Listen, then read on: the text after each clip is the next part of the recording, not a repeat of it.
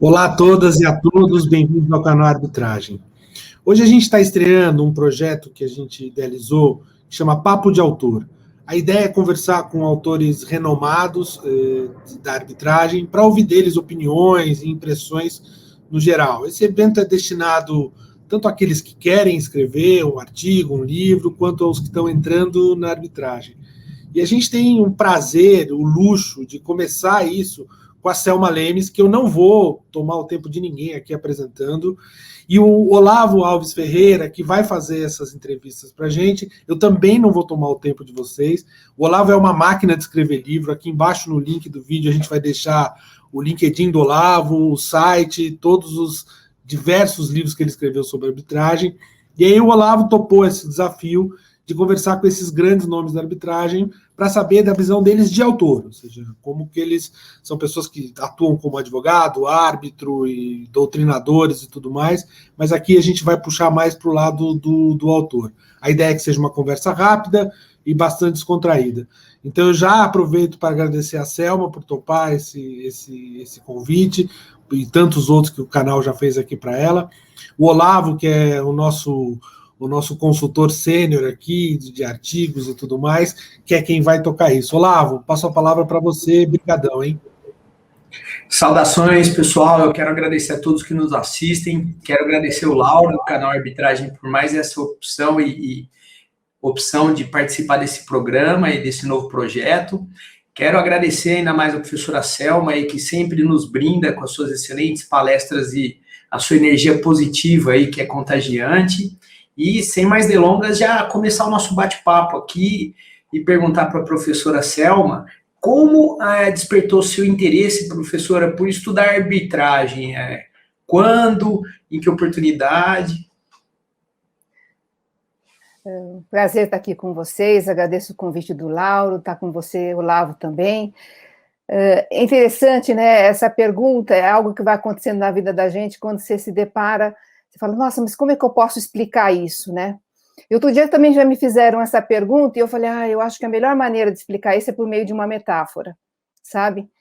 Então, a pergunta é, onde surgiu o meu interesse por arbitragem? Onde é que estava a centelha disso, né? E foi na faculdade, no 5º ano, na São Francisco. Eu me formei em 78, em dezembro de 78. E em 1976, os professores de Direito Internacional introduziram uma cadeira de arbitragem internacional no curso, na faculdade, e estava no 5º ano, era no 5º ano que eles lecionavam. Naquela época já fazia estágio, trabalhava, e eu ficava assim, sempre muito... Eu sou uma pessoa assim, muito pragmática, muito objetiva, né? E me incomodava muito a questão do processo, das artimanhas, da esfera recursal, aquilo me chamava muita atenção, né? E como era complicado para resolver coisas que poderiam ser mais simples, ter um outro procedimento. E aí eu me deparo com a matéria de arbitragem internacional, ministrada pelo professor Guido da Silva Soares, né? Quando eu descobri aquilo, porque foi realmente uma descoberta, né? Eu falei, nossa, mas que coisa interessante, nunca ouvi falar, então estou no 5º ano, nunca ninguém falou sobre isso, né? Aí comecei a pesquisar, estudar, as aulas eram maravilhosas, né? Aquela coisa que você ficava super entusiasmada, e comecei a procurar livros, né? E me deparei com uma total ausência de doutrina sobre isso, né? Quando você encontrava alguma coisa, eram livros bem antigos, e aí eu falei, vou para a biblioteca, né? Fui para a biblioteca de Direito Internacional, e aí eu comecei a entrar num mundo novo, num mundo absolutamente desconhecido, né? Que eram as revistas internacionais que estavam no departamento da biblioteca, do Direito Internacional, e comecei a reparar que havia alguns doutrinadores muito importantes, né? Inclusive nacionais, o professor Leães, que tinha participado da elaboração da Lei Modelo em 1985, e nada daquilo divulgado, né? Comecei a fazer esses estudos, até que no final do curso, no final dessa disciplina, na prova, o professor Guido, ele tinha sido diplomata, né? Então as aulas, assim, eram viagens, né? Maravilhosas, né?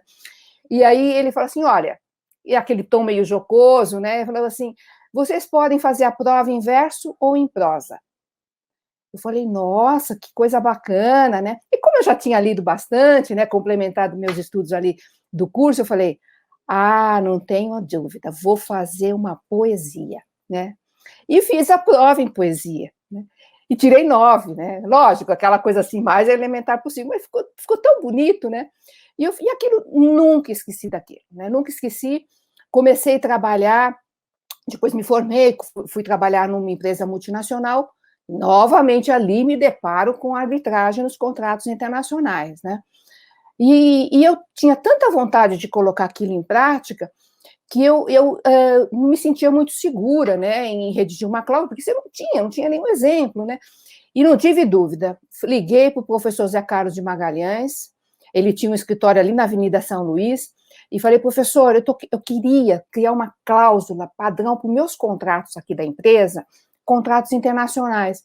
Ele falou, vem aqui, né? Fui no escritório dele. No escritório dele nós redigimos uma cláusula, né? Aí quando eu estava em arbitragens internacionais preponderantemente, né, comecei a inserir a cláusula compromissória nos contratos. E como aquilo era bem familiar na área da empresa multinacional, foi passando muito bem, né?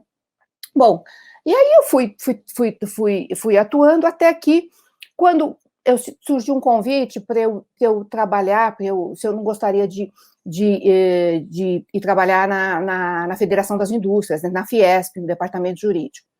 Minha vida pessoal naquele momento era muito interessante, eu tinha acabado de ter nenê, meu filho nasceu, né? Falei, poxa, eu vou ter um ritmo de trabalho menor e vou poder me dedicar também a estudar, né? E aí, nesse meio tempo, fui fazer pós-graduação, né? Eu entrei no mestrado da USP em Direito Tributário, né? E aí, eu comecei a cada vez mais me aprofundando por vontade própria na arbitragem.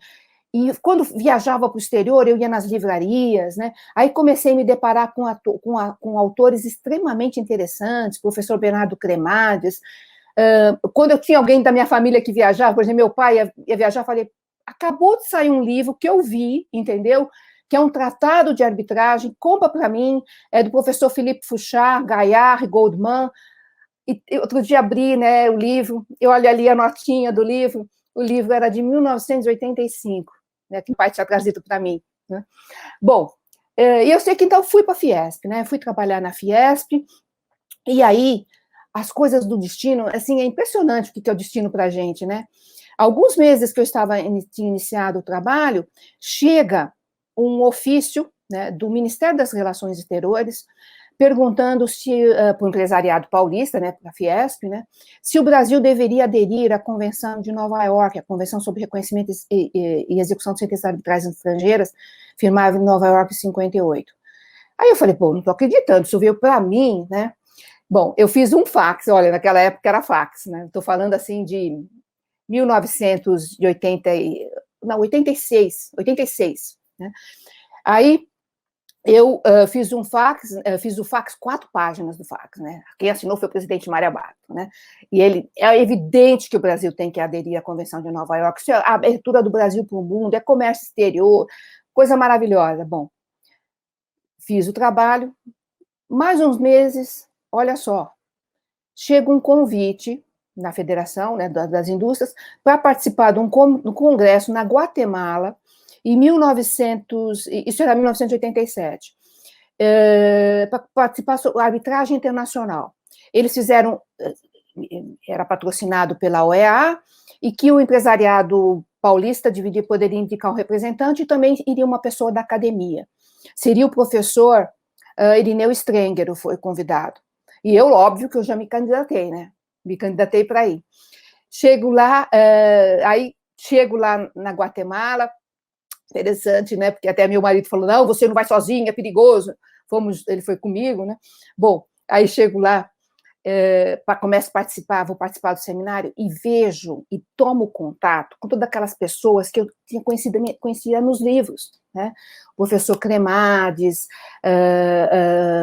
o presidente, o Roberto, de uma entidade internacional, da ICA, e aquelas coisas todas bom, aqueles eram verdadeiros ídolos para mim, né? Agora, um outro fato interessante, eu era a única mulher. Era a única mulher naquele meio masculino, né? E foi até muito bacana, porque todos estavam com um acompanhante também, né? E o meu marido falou assim, eu falei assim, ó, tem passeios, acompanhe, né? Aproveita os passeios aí dos acompanhantes, né? E tinha um passeio lindo para uma cidade chamada Antíqua, lá perto, né? E aí ele foi. Aí quando ele chegou, ele falou assim, Selma, só tinha mulher. Eu não fui, né? Ele voltou e foi conhecer a cidade com um táxi. Ele falou, resolvi dessa maneira. Mas tudo isso eu estou falando também para mostrar como é interessante quando você tem pessoas que estão do seu lado, que te incentivam, né? Que te acompanham, né? E meu marido sempre foi assim, né? Bom, aí o que acontece? Lá eu tomo conhecimento, eu não sei se estou me entendendo demais, tá? Olá, se você focar, você me corta, tá? Aí eu tomo conhecimento, eu encontro o secretário-geral da CCI, né? O Guilherme Álvares, né?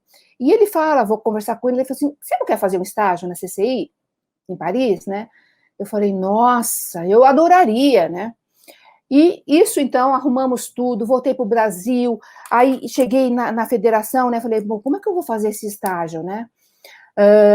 Aí eu falei assim, poxa, tá na hora daqui em São Paulo ter uma câmara de arbitragem, né?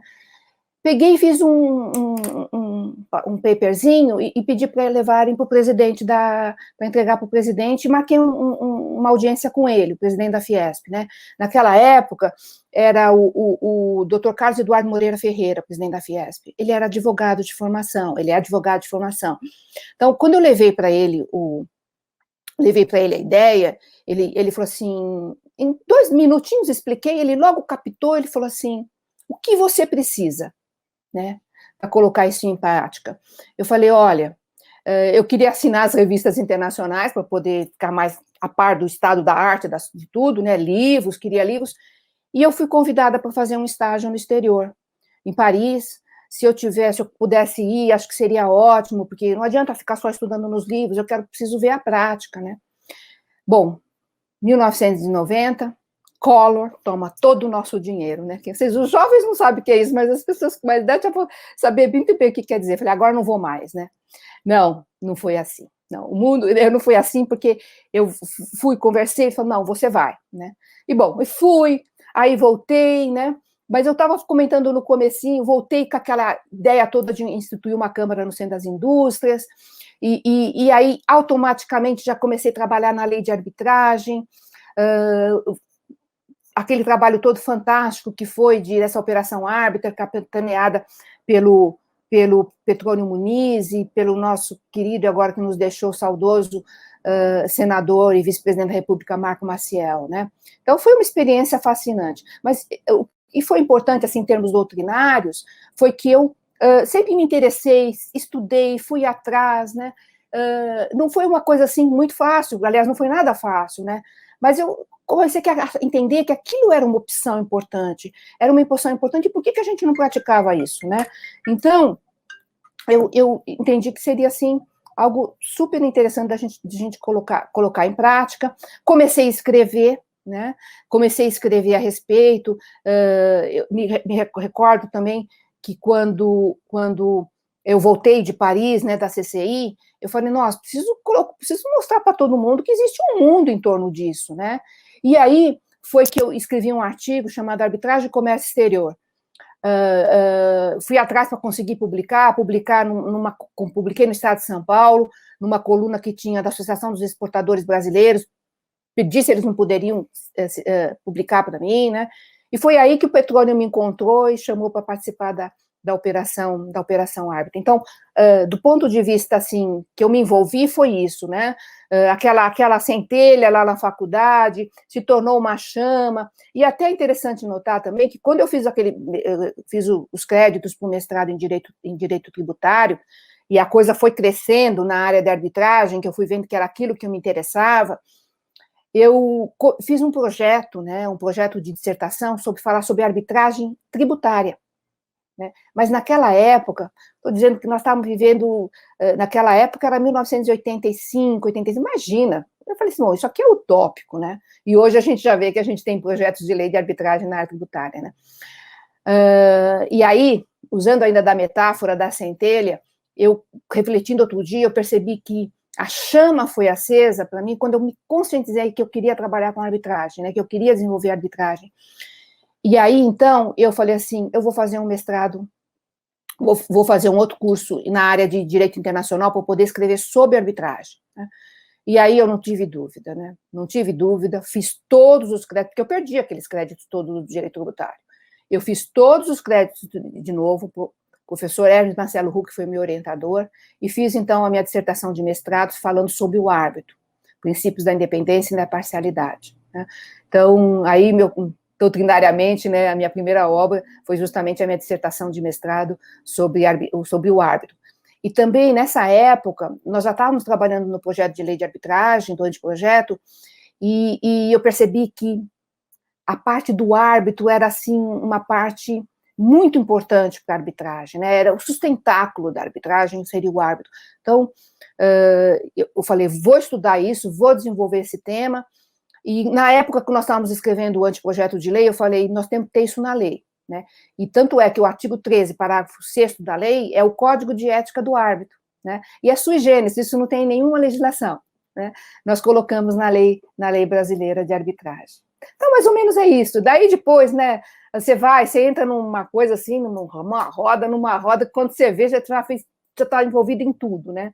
Em tudo, mas assim, evidentemente, tudo isso porque tem interesse, né? Se você tem interesse no assunto, se você gosta daquilo, não espera que a coisa caia nos seus braços, você tem que ir atrás, você tem que procurar, você tem que pesquisar.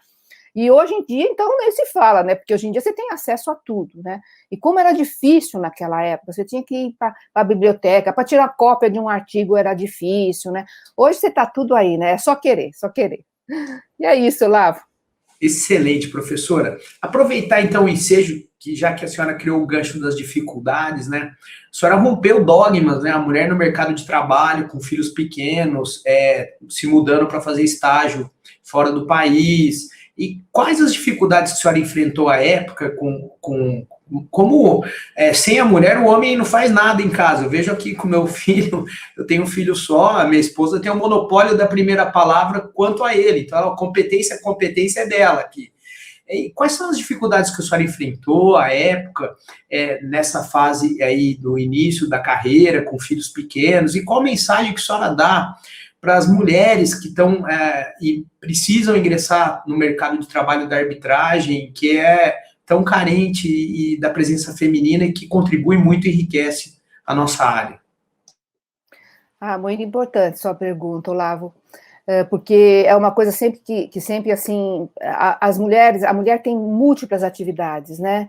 Você tem a atividade, você tem a sua profissão, mas você é mãe, você é esposa, e você consegue dar conta de tudo isso com equilíbrio, eu penso, sabe? Eu acho que ninguém precisa abrir mão dos seus sonhos, sabe? Se você tiver equilíbrio, você consegue resolver um pouquinho de cada coisa, né? Eu sempre pensei assim, eu não tenho que ser super em nada, eu tenho que fazer as coisas bem feito, sabe?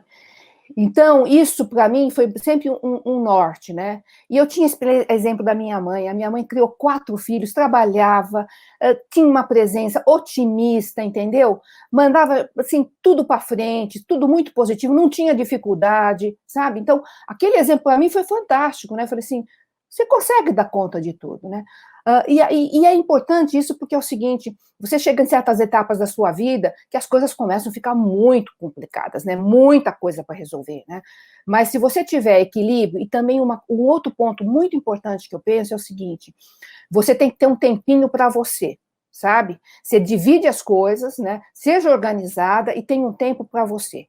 Eu nunca abri mão de ter um tempinho para fazer uma coisa que eu gostasse, sabe? Por exemplo, ler, estudar, pesquisar sobre arte, sabe? Então, isso sempre foi muito importante. E a mulher tem um papel, como você mesmo citou agora, Olavo, a mulher tem um papel predominante na família. Cuidar dos filhos é algo muito, muito complexo e muito prazeroso também. Mas a mulher tem um papel educador, a mulher é que nós temos que trabalhar para a formação do caráter dos nossos filhos, né? Então, isso faz com que a gente fique assim um pouco perturbada, com muita coisa para fazer, mas eu sempre falei, com equilíbrio, você faz tudo, né? Um pouquinho de cada coisa. E essa questão de você, porque a gente no mercado de trabalho, o mercado de trabalho é muito competitivo, né? Então, você vê que, você fala, será que eu precisava estar fazendo mais isso do que aquilo? Não, faz o que você tem que fazer e faz bem feito, sabe? E tem um plano para você. Olha, eu quero continuar estudando, eu quero fazer isso. Às vezes você está num momento da sua vida que não permite, né? Porque você está ali com outras coisas, assim, mas arranja um tempinho para você, põe a sua cabeça sempre em ordem, equilíbrio, que tudo vai dar certo, sabe? Eu acho que as pessoas têm luz própria, né? Então, a partir do momento que você pensa assim, eu posso ir para frente, eu posso fazer as coisas, eu tenho... E outra coisa também, né? É importante que você tenha pessoas do seu lado que te incentivem, né? Que te entendam, né? Que participem. Olha, quando eu comentei que eu fui para Paris, meu marido é médico, eu fui para Paris e ele ficou muito tempo ficou com meu filho, né? Até que a gente teve uma estrutura maior formada, para ele poder também, ele também foi fazer uma complementação, foi fazer um estágio no hospital e foi estudar uma matéria lá que ele super do interesse da especialidade dele, mas assim, você tem pessoas do seu lado que te empurrem para frente, isso é muito bacana, é muito importante também, né? Excelente, professora.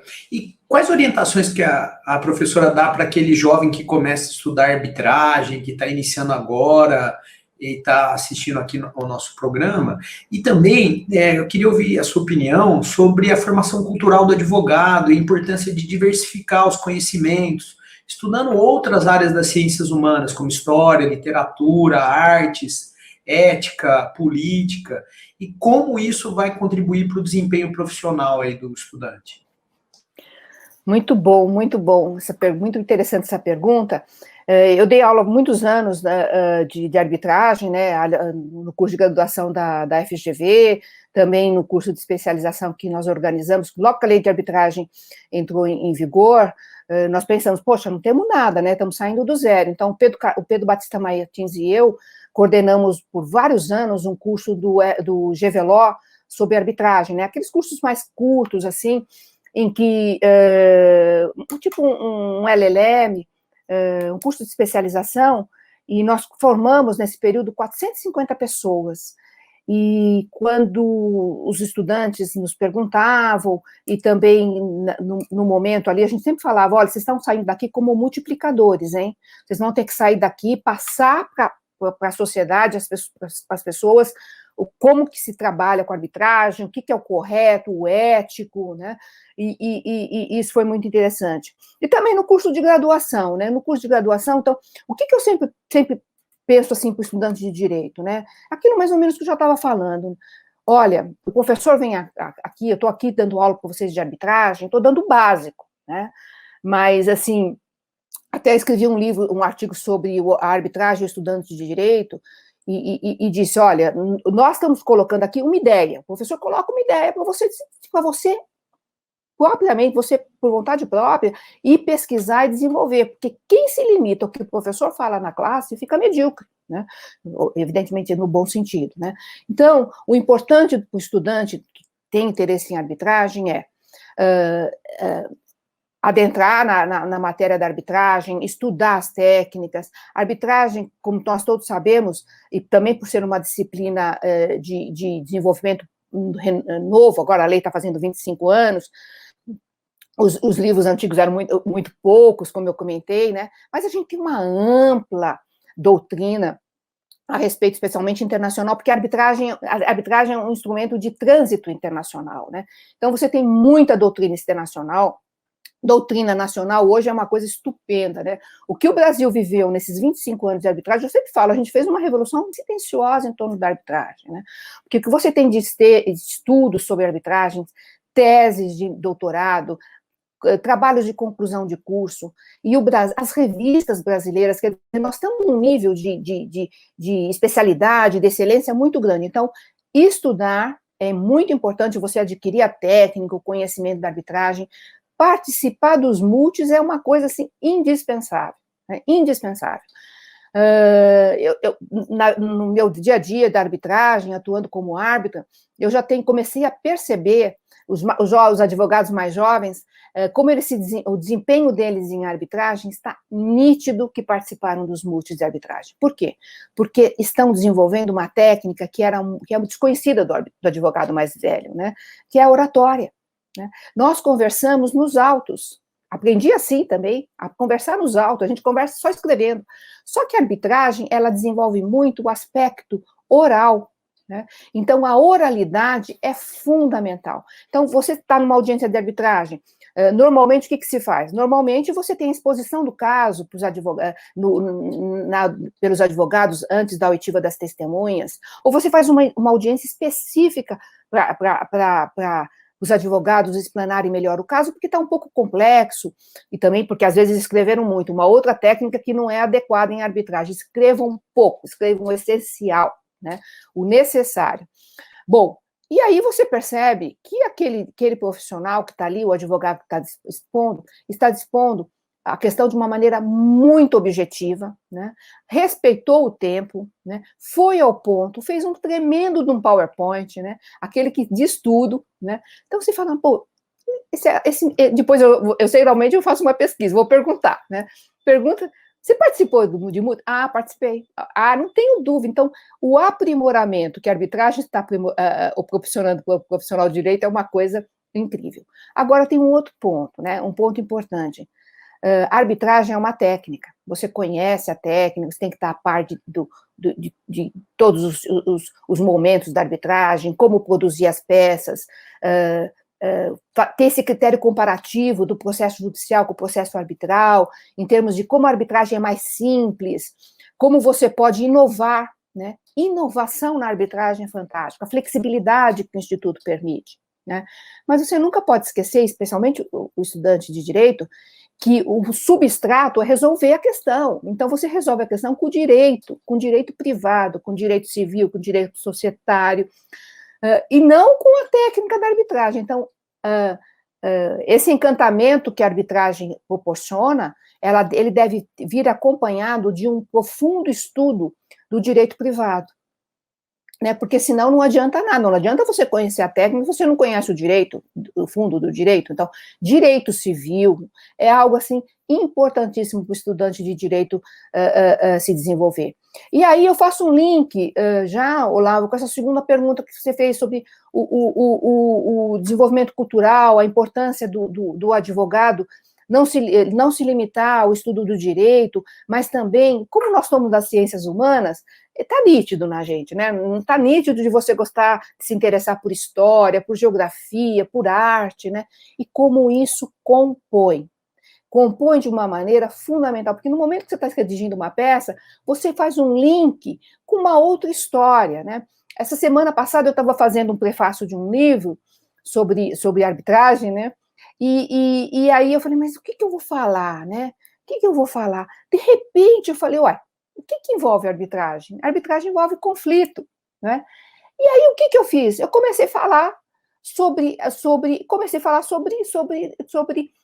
Antígona de Sófocles, né? Porque que é conflito maior do que aquela tragédia grega, né? Mas evidentemente que não era a tragédia grega que me interessava. O que me interessava era o fato de que havia o conflito humano e mostrar como isso é complexo, né? Como tudo tem duas visões, como cada pessoa pensa de uma maneira, e é um papel. E eu consegui fazer um link, né? Eu consegui fazer um link de uma peça de Sófocles, né? De uma tragédia grega, com a arbitragem. E o que isso faz? Isso faz com que o texto fique leve, o texto fique agradável. Então, a partir do momento que você tem esses conhecimentos, te ajudam muito, né? Quando eu dava aula no curso de graduação da GV, do Direito da GV aqui em São Paulo, de arbitragem, um dia eu falei assim, vou fazer uma experiência, né? Eu não tive dúvida, eu falei, vou fazer e tinha que dar interesse para os alunos. Falei assim, olha, projetei na tela um quadro, né? O quadro dos embaixadores do Hans Holbein, o jovem, de 1513, e falei assim para os alunos, olha, esse quadro está hoje na National Gallery, vocês não imaginam a alegria minha quando eu fui ver o quadro ao vivo, né? Bom, a hora que eu projetei o quadro, falei assim, esse quadro, né, eu quero que vocês analisem esse quadro foi pintado em 1513, por aí, né, não lembro muito bem a data, né, e quero que vocês façam um link com a arbitragem, vai tirar 1 ponto na média, né, quem fizer um link desse quadro com a arbitragem, né, e foi super instigante, né, ó, nada de computador ali para fazer pesquisa, hein? Vocês têm que resolver por vocês mesmos. E qual foi a surpresa? Que houve várias respostas super encaixadas, né? Por quê? Porque qual era o meu link ali? O meu link era o direito mercantil, né? Era a lex mercatória que se aplicava na arbitragem pelos mercadores, né? Que era um quadro do Renascimento, um quadro ali do mercantilismo, e que eles aplicavam o quê? A equidade. Né? A regra naquela época, foi, aliás, é o nascimento da própria arbitragem, né? No direito mercantil, no direito, os mercadores não se submetiam, o comércio era feito em feiras, e eles não se submetiam às regras do Estado, do local onde eles estavam, porque elas também eram efêmeras, né? Cada momento as feiras estavam num lugar. Então, eles criaram as suas regras próprias, os usos e costumes do mercado, né? E aí você traz tanta coisa, né? Você traz, por exemplo, o surgimento da letra de câmbio, né? Foi naquele momento. E aí eu faço um outro link também, Olavo, comentei com você que eu comecei a trabalhar com outras matérias, né? O Zé Roberto Castro Neves, que é um grande incentivador da gente fazer link de arbitragem com direito de literatura. Aí um dia, num jantar na casa dele, ele falou assim, e ele é um fissurado em Shakespeare, né? Acho que para mim é um dos maiores especialistas em Shakespeare brasileiros, né? Ele falou, vamos fazer um livro sobre a visão do advogado, sobre o Shakespeare visto por advogados, né? Eu falei, nossa, que bárbaro, né? E aí, o que eu vou fazer? E daí ele nos convidou, né? Eu falei assim, pode deixar que eu vou pensar a respeito, né? Aí, peguei 2 peças de Shakespeare, né? Peguei o Otelo, o Moro de Veneza, o Moro de Veneza, e peguei o Otelo, né? O Moro de Veneza, e peguei aquela outra peça, está me faltando agora a cabeça, o Mercador de Veneza, né? Fiz um link com os dois, né? E a gente tinha que explorar o texto, explorar o direito, né? Falei, pô, tá aí, né? Tá aí, arbitragem no direito em Veneza, né? Onde era o berço do mercantilismo, letra de câmbio, banco, a equidade, a questão da justiça que houve no julgamento ali do Mercador de Veneza, como você ia, e como essas matérias são estudadas, né, no direito. Você tem os cases, né, por exemplo, assim, o Mercador de Veneza. O que isso é case em histórias de direito? É uma coisa impressionante, porque aquela discussão, né, ele fez, no caso, o mercador, que era o judeu, né, Sherlock, acho que o nome dele era Sherlock, né, ele fez um empréstimo para o mercador que contava em poder pagar, só que no momento ele perdeu, era um mercador que importava, tinha navios e tudo mais, e para ajudar um amigo, emprestou para ele o dinheiro, só que o navio dele afundou, ele não tinha dinheiro para pagar. E qual foi a regra que eles colocaram no contrato? A regra no contrato era que ele teria que pagar em tal data. Se ele não pagasse em tal data, ele teria direito, né, o que fez o empréstimo, de retirar uma libra da pele dele, das costelas dele, uma libra, né? O mercador, o comerciante fez o empréstimo, né, inclusive para ajudar um amigo, falou assim, não tem problema, não tem problema, eu sei que eu vou receber o dinheiro, eu pago, né? Só que tem toda uma história em torno disso, evidentemente, mas quando isso chega no julgamento, o que acontece? Como é que você vai cumprir um pacto impraticável, né? Você vai fazer para cumprir o avançado, que deveria ser cumprido, porque os contratos são para serem cumpridos, né? São lei entre as partes, como se ia dar cumprimento àquele fato? Então, existe toda uma discussão em torno, a literatura e o direito combinam, e isso dá o quê? Dá leveza, sabe? Dá prazer de você fazer, de você trabalhar, os seus textos ficam mais leves, né? Então, mas evidentemente que isso não é para ficar fazendo discurso dentro de uma peça de um procedimento arbitral, mas é aqueles links, aquelas frasezinhas que você faz, sabe? Você linka com uma poesia, dá um frescor na peça, deixa as coisas tão bonitas, né? E também dá mais prazer quando você, não para quem está fazendo, mas para quem também lê, né? Então, eu acho que é isso, Olavo. Excelente, professora. E quais foram os professores que a inspiraram no Brasil e fora do Brasil, aí, lembrando desde a época da graduação? Isso, assim, o papel do professor é uma coisa impressionante, né? Eu acho assim que, apesar do professor não são tão bem como deveria ser valorizado, eu sempre pensei assim, também ao me tornar professora, eu vou jogar uma semente num campo, né? Sempre algumas pessoas, algumas sementes vão florescer e vão se tornar árvores frutíferas, né? Então, a gente sabe que é isso, né? Você tem também é interesse, você está na faculdade, às vezes você fala, mas que matéria chata, que matéria interessante, e você está lá, como professor, se desenvolvendo, dando o melhor de si, preparou a aula, tudo, e tem uns 4 ou 5 que estão interessados, mas aqueles 4 ou 5 que vão fazer a diferença, sabe? Então, eu sempre pensei nisso, e porque a importância do que foram meus professores, né? Então, o professor Guido da Silva Soares, tanto é que depois nós fizemos até um livro em homenagem a ele, coordenamos um livro em homenagem a ele, foi o propulsor de tudo, o Zé Carlos de Magalhães, com as suas obras maravilhosas, né? Livros interessantíssimos, precursores, professor Luiz Olavo Batista, interessante, vocês vejam, tudo na área de direito internacional, né? Onde a matéria era estudada, né? O professor Marcelo Huck, e no ambiente internacional, o Bernardo Cremades. Quando eu cheguei em Paris e fui fazer o estágio em Paris, um dos primeiros livros que eu me deparei ali comentando, né, os julgados da CCI, porque desde aquela época, em 85, a CCI já tinha um repertório de sentenças arbitrais, excertos, partes das sentenças arbitrais, né? O professor Bernardo Cremades, o Yves Derrans, esses nomes, assim,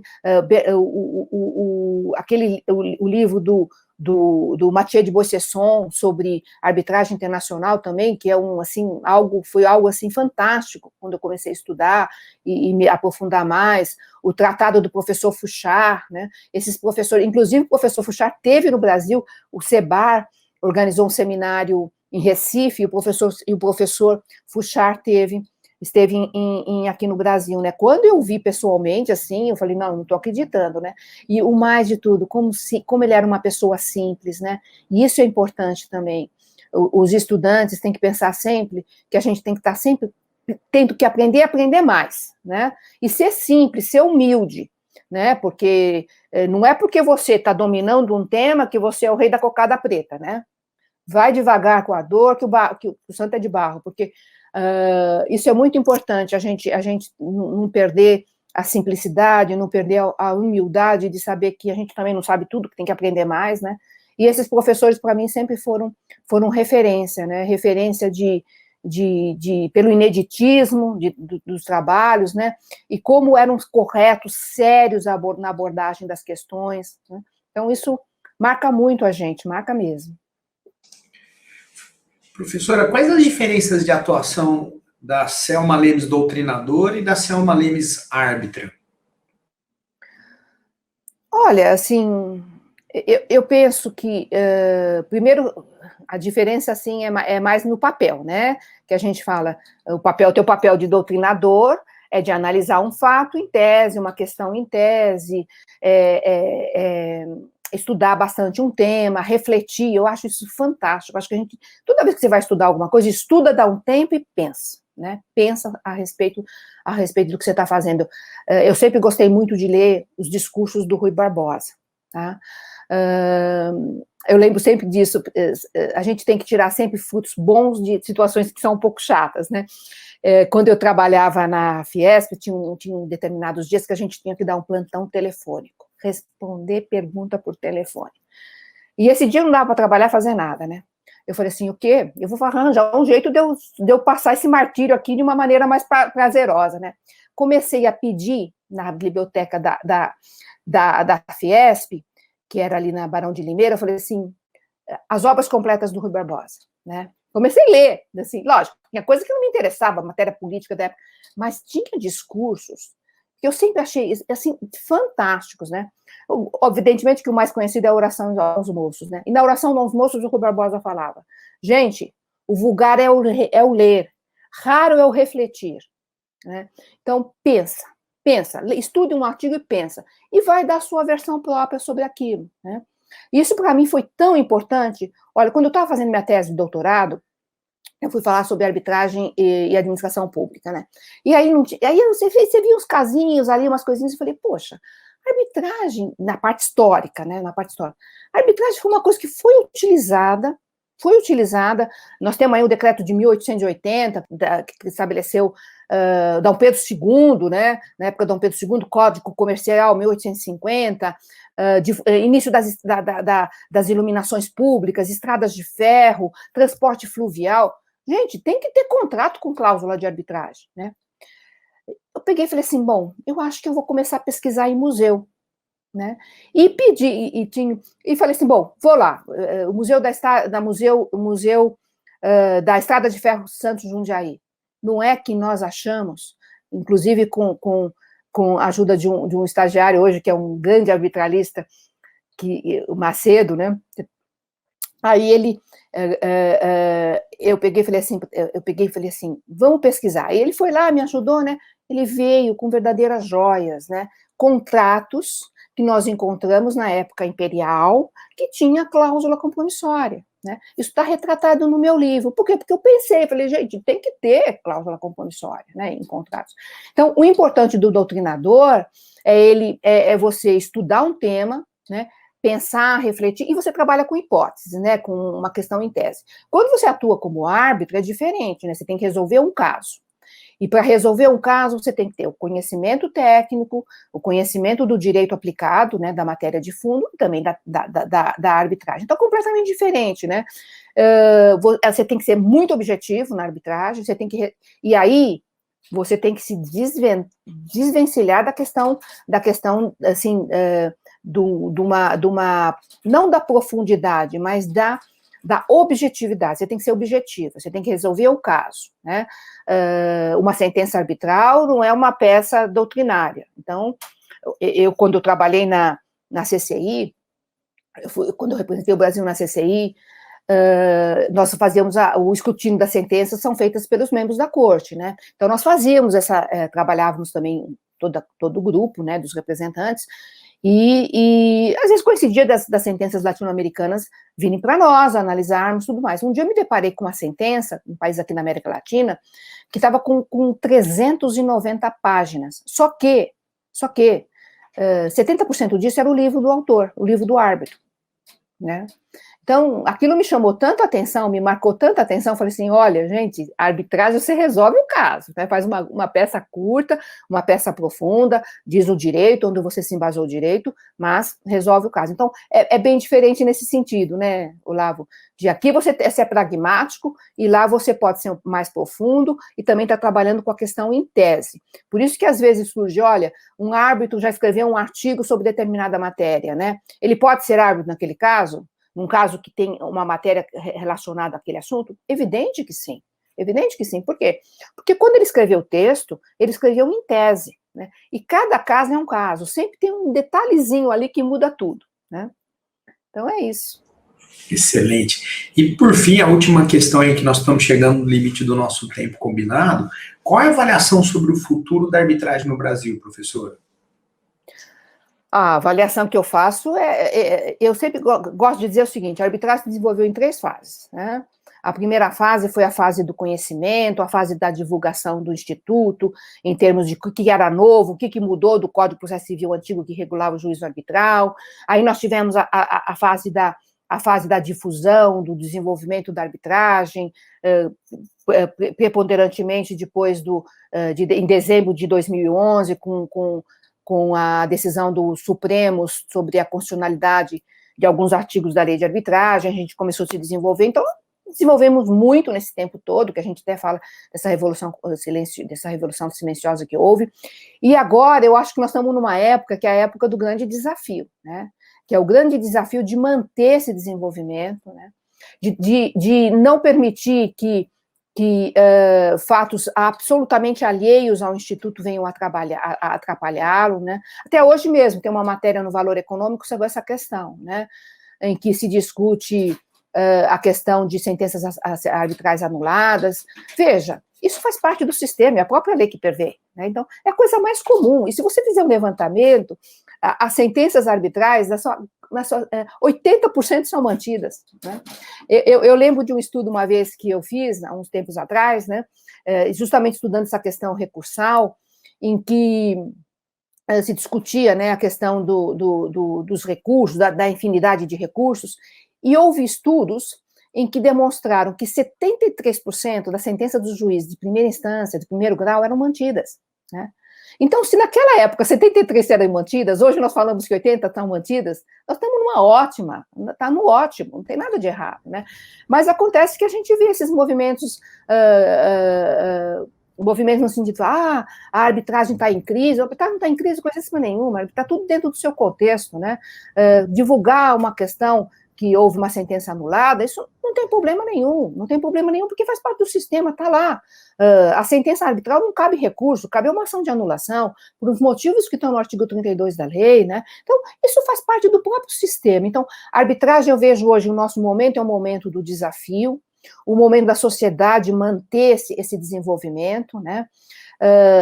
Ter a percepção de que a arbitragem pode evoluir sem alterar a lei, né?